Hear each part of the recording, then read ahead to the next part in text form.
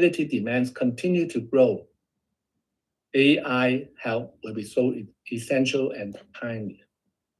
Now, helping law enforcement agencies analyze vast amounts of evidence, generate real-time intelligence, and allocate resources more effectively and reduce before it escalates.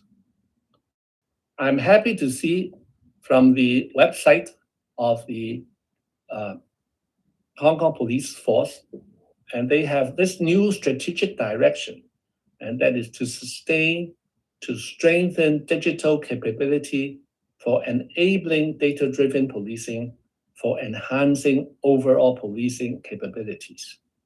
It also says a roadmap and data strategy will be developed to underpin the vision and principles for digital transformation, which will guide the development of data analytics to enhance criminal investigation, operational effectiveness, and workforce efficiency.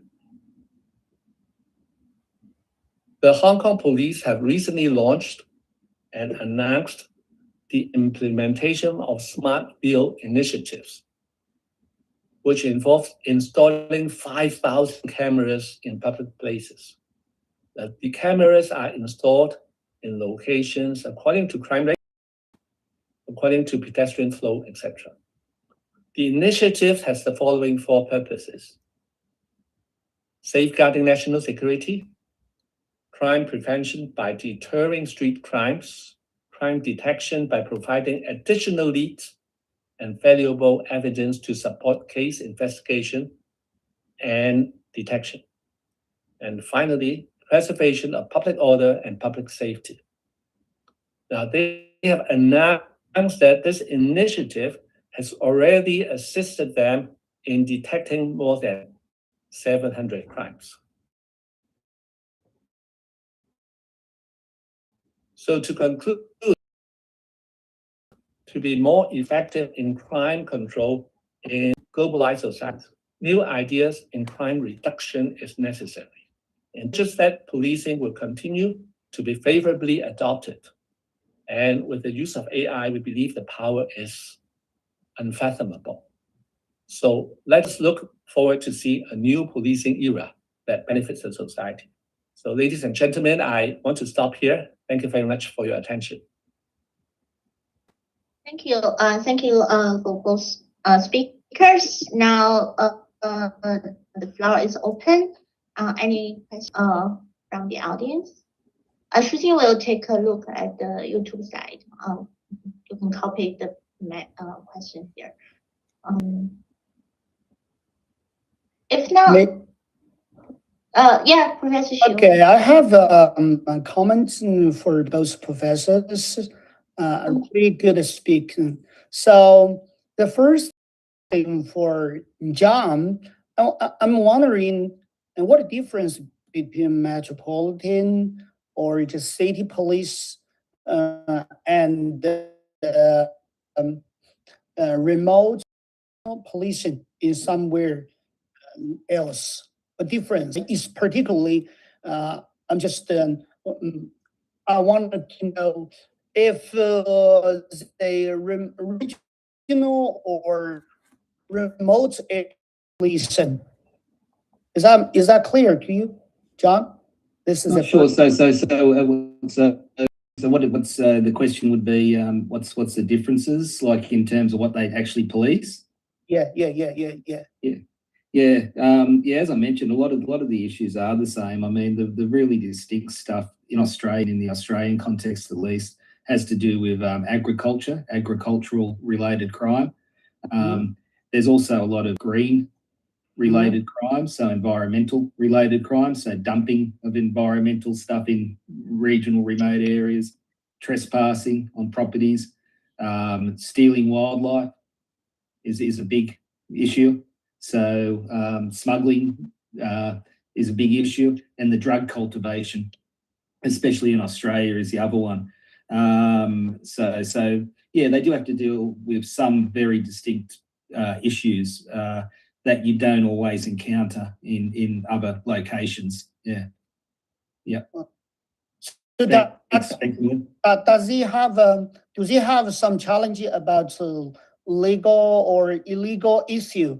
Because Australia is really a large country, but just only have 20 million people. So that means somewhere is really, really far away from the city. So if anything happen at a remote place, maybe nobody knows that. So how they just make a balance about the legal and the illegal actions, just like something. Yeah, the most remote place in Australia is probably between Queensland, the top of Queensland, and Papua New Guinea. So there's an area called the Torres Strait. It's a waterway that separates Australia from Papua New Guinea, and in that area there's a lot of islands, and so there's a particular Indigenous group that lives there, Torres Strait Islanders, and there's a lot of smuggling that occurs in that region because it's a porous zone. There's no real border between Australia and Papua New Guinea there, so people are allowed to freely move around between the islands. And so smuggling is a real big problem, smuggling of all sorts of things, drugs, petrol, everything. And it's a real difficult thing to police in that area.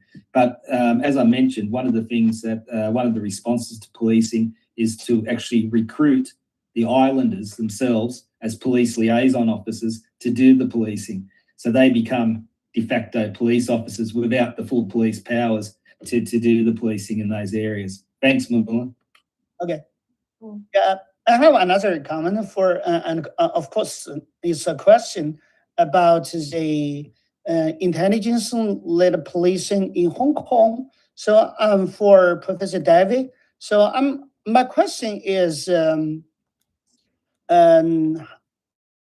what about the clearance rates in Hong Kong, and what the difference between the data-driven policing and after that? Is anything changed?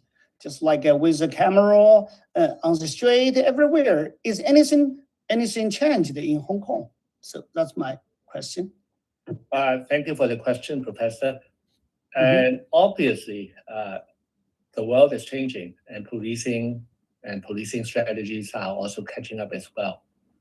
What I see is the traditional policing, like the beat patrol and the mobile patrol, etc., and the performance pledge, etc., have not changed. But rather, the police are trying to be smart, and they got to be trying to be smart by using the technology. And in the past, I would say that they have not been really doing too much, such as in the CCTV's installation, etc., And now they are trying to do more. And I don't want to talk about politics, but I think Hong Kong recently, especially in the past few years, there are less conflict. So I think the police are trying to catch up and doing this, which they believe it's not really a violation of human rights, but they are making sure that the installation of CCTVs, etc., for all these, and there is a safeguard for human rights, etc. And they emphasize that there is safeguard. Oh, okay.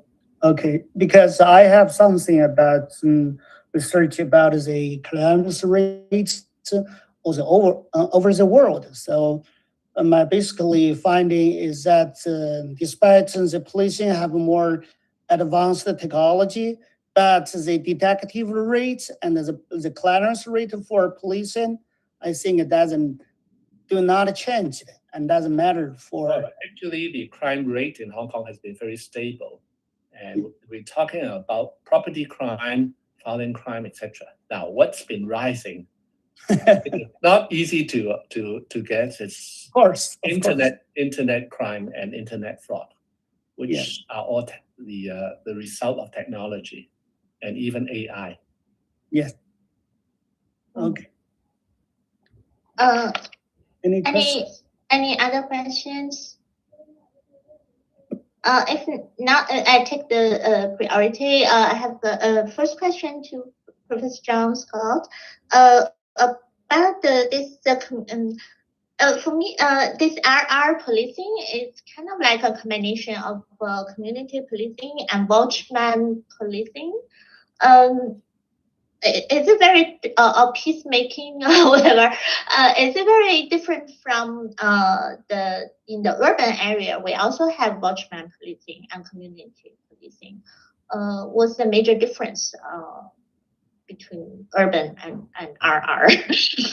A related question is about maybe Professor David also talk about the video camera. So why the RR, the remote area in Australia, that you don't really install a lot of cameras and to facilitate policing. Okay, so thanks, Sarah.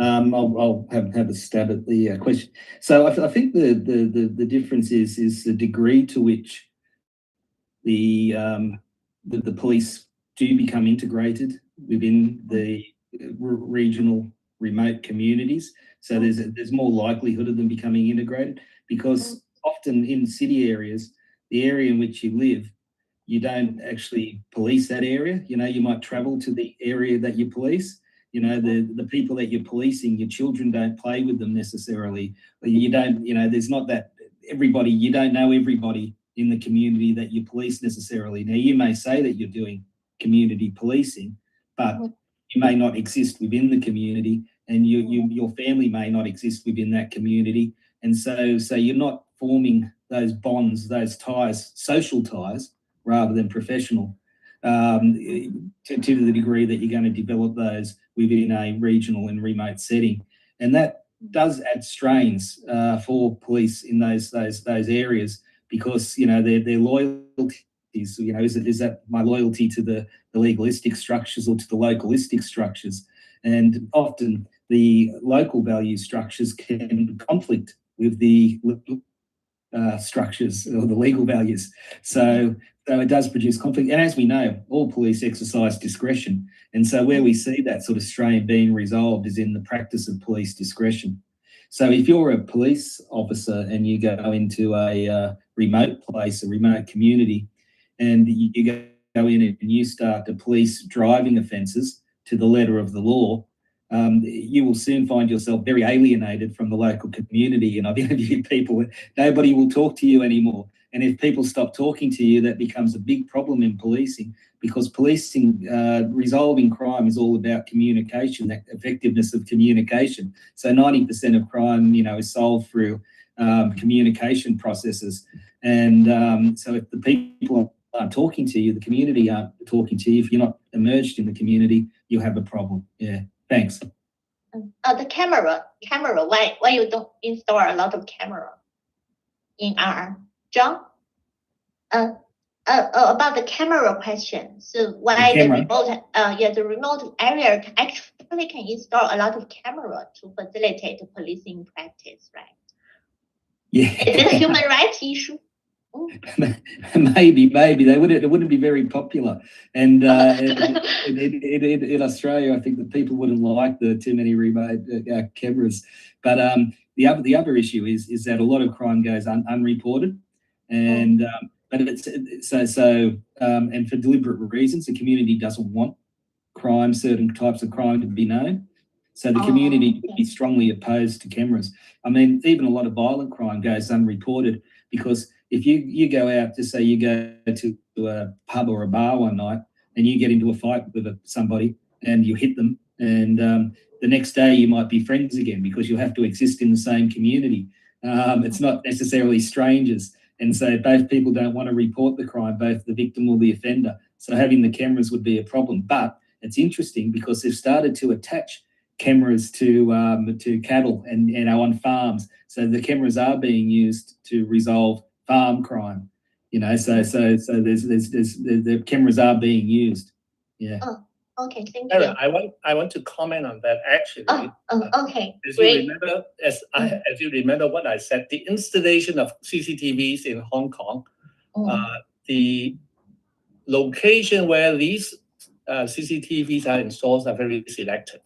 Now, first of all, it depends on the crime rate.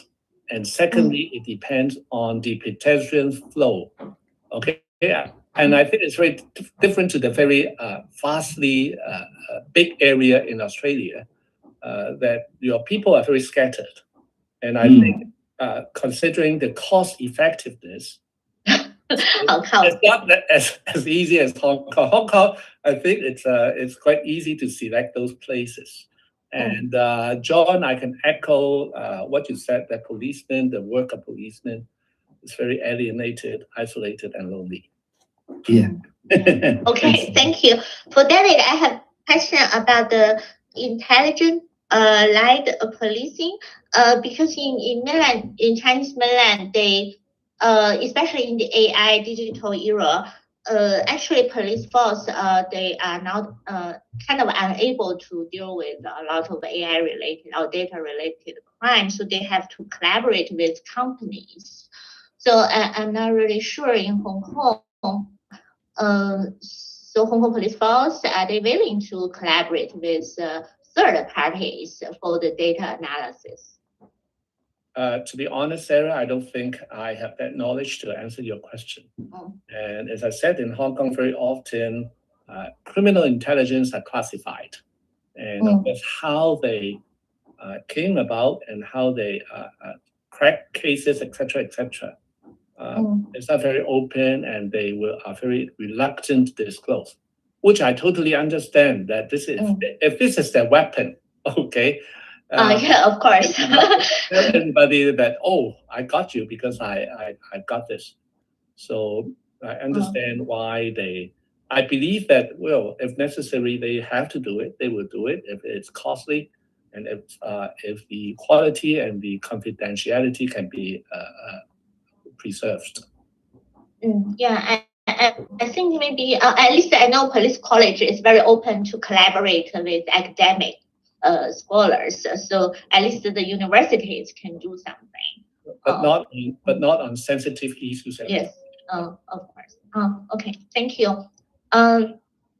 Okay, if no more questions, we can conclude. Thank you very much for all the participants and of course all honored speakers. And then please turn on your camera if you can. Then we can take a group photo as our valuable memory. Okay. Thank you. Please. Okay, Zaria, Cindy is here. Welcome. So Zaria, can you take a photo? Please, everybody keeps the cameras on. Somebody is still off camera. Yeah. Vivian, are you okay? I see some familiar name. Okay. 5 seconds. Can you turn off? If 1, 2, 3, 4, 5. Okay, then thank you. So Zaria, can you take the? Okay.